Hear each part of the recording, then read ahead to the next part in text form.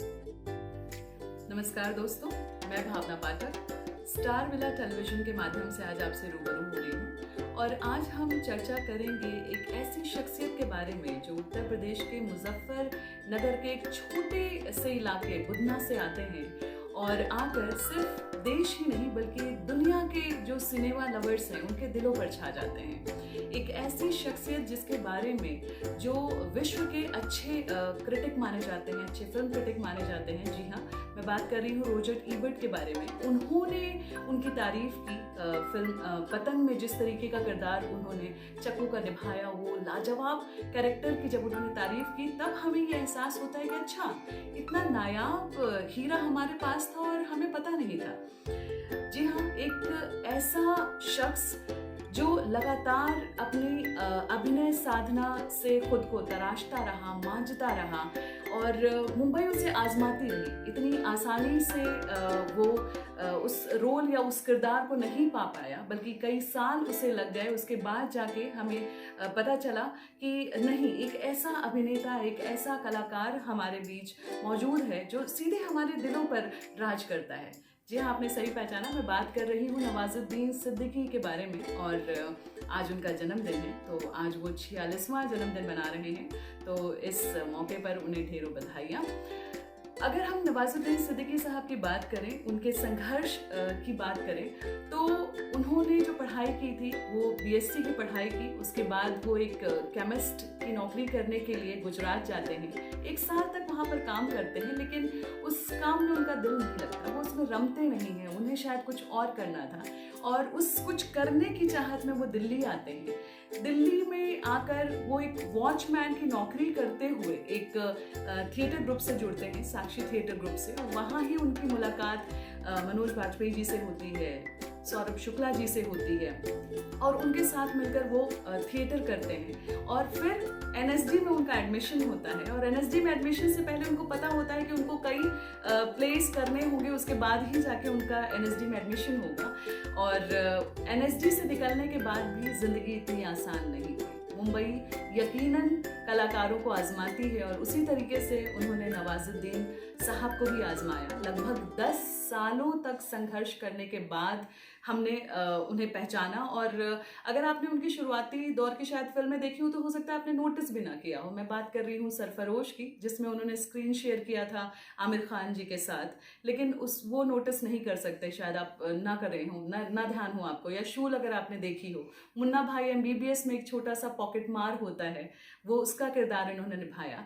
लेकिन बाद की फिल्मों में इसके साथ ही साथ उन्होंने कई शॉर्ट मूवीज भी की, जैसे बाईपास अगर आप उनकी देखेंगे, 15 मिनट की बहुत ही प्यारी सी मूवी है, उसमें कोई डायलॉग नहीं है, लेकिन जिस तरीके से वो अभिनय करते हैं वो सीधे आके आपके दिल पे लगता है। उसी तरीके से एक और फिल्म है उनकी, रिसाइकिल समथिंग, कुछ इस तरीके से नाम है उसका, 25-26 मिनट की फिल्म है, वो भी आप देख सकते हैं।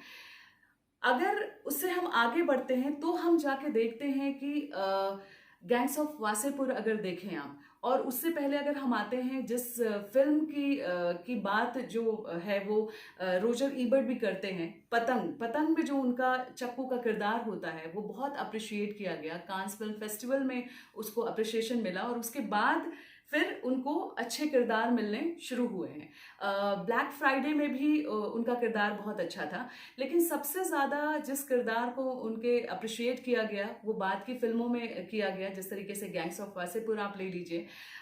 उसके बाद मांझी द माउंटेन मैन में जो उनका किरदार रहा है दशरथ मांझी का, मतलब वो लोगों का दिल ले लेता है। अगर आप बाला साहेब ठाकरे पे जो उनकी फिल्म बनी है ठाकरे, तो ऐसा लगता है कि वो ठाकरे वो ही हैं। या फिर अगर आप मंटो देखते हैं तो ऐसा लगता है शहादत हसन मंटो वो हैं। एक और परंपरा को उन्होंने तोड़ा कि अब तक जो हम देखते चले आए हैं कि हीरो का मतलब है कि एक गोरा चट्टा, एक अच्छी बॉडी बिल्डअप वाला इंसान, वो हीरो होता है। उस खांचे को भी उन्होंने तोड़ा और ये दिखाया कि नहीं, हीरो सिर्फ और सिर्फ गोरा चट्टा हो या अच्छा बॉडी बिल्डअप वाला ही हो तभी सक्सेसफुल नहीं होता है, बल्कि जब एक अच्छा हीरो वही है जो जिस किरदार में उसको ढाला जाए, उस सांचे में वो ढल जाए। और अगर हम गैंग्स ऑफ वासेपुर की बात करें तो फैजल का जो उनका कैरेक्टर होता है, फैजल का कैरेक्टर एक कन्विंसिंग कैरेक्टर होने के साथ साथ कल्ट बन जाता है। और अगर आप देखेंगे तो जेंटलमैन क्वार्टरली एक बहुत ही पॉपुलरली फॉरेन मैगजीन है। उस मैगजीन ने उनको 2 बार अवार्ड दिया और उनकी कला, उनके अभिनय को पहचाना। तो नवाजुद्दीन सिद्दीकी जैसे जो कलाकार हैं, जो अभिनेता हैं, उनको आप जो भी किरदार देते हैं बहुत ही सहजता से, बड़ी ही सरलता से वो उस किरदार में डूबते नजर आते हैं।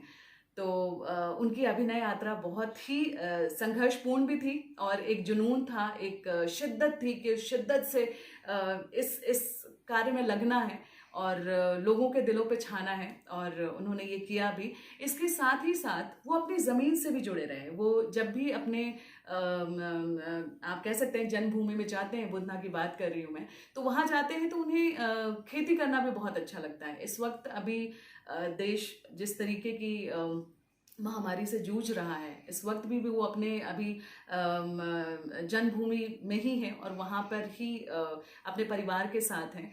और किसानों के लिए भी वो कुछ ना कुछ करते रहते हैं। किसानों को भी उन्नत तरीका खेती का कैसे और बेहतर किस तरीके से ईजाद किया जाए और खेती को किस तरीके से एक सक्सेसफुल बिजनेस बनाया जाए, इस तरफ भी उनका पूरा ध्यान रहता है और अपनी ज़मीन से जुड़े हुए हैं। तो ऐसे ज़मीन से जुड़े हुए अभिनेता को एक बार पुनः मेरा नमन, और इसी के साथ ढेरों बधाइयाँ एक बार फिर से उन्हें जन्मदिन की। धन्यवाद।